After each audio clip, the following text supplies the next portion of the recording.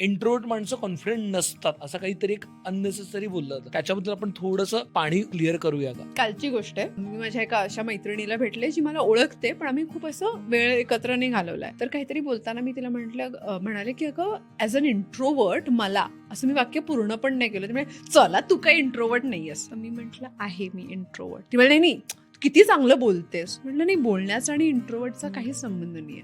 आणि शी sed what? कारण आपल्याला असं वाटतं की बोलणं, कॉन्फिडेंटली बोलणं हे इंट्रोव्हर्जन किंवा एक्स्ट्रोव्हर्जन आहे. इंट्रोवर्ट म्हणजे माझी एनर्जी ही स्वतः सोबत एकटा वेळ घालवून रिचार्ज होते, आणि एक्स्ट्रोवर्ट म्हणजे माझी एनर्जी ही लोकांशी केलेल्या संवादामध्ये चार्ज होते. हा महत्वाचा गॅप आहे. तर आपण किती चांगलं बोलतो ह्याचा आणि त्याचा काहीही संबंध नाहीये. So let's make that very very clear. खूप महत्वाचं आहे. आणि ही बदलते का ओव्हर टाइम? सो जी लोक इंट्रोवर्ट असतात ती लोक खूप चांगलं बोलू शकतात, पण त्यांच्यासाठी स्वतःचं रिचार्ज मेकॅनिझम, तसं ॲरो पुल बॅक केल्यासारखा ते महत्वाचं आहे. जर त्यांनी ते नाही केलं तर त्यांना बोलता बोलता दमायला होतं, मेंटली, इमोशनली, एनर्जेटिकली. तर त्यांच्यासाठी तो एकटा वेळ रिचार्जचा खूप गरजेचा आहे.